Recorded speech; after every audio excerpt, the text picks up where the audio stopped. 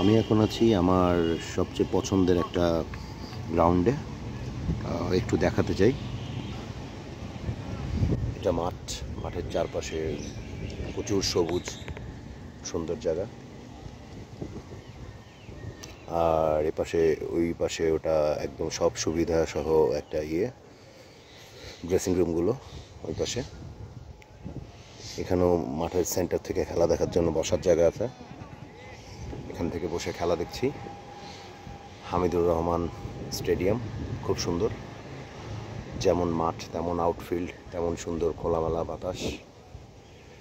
খুব সুন্দর সময় কাটাচ্ছি, আজকে ছুটির দিন, সো চলে আসলাম এখানে খেলা দেখতে।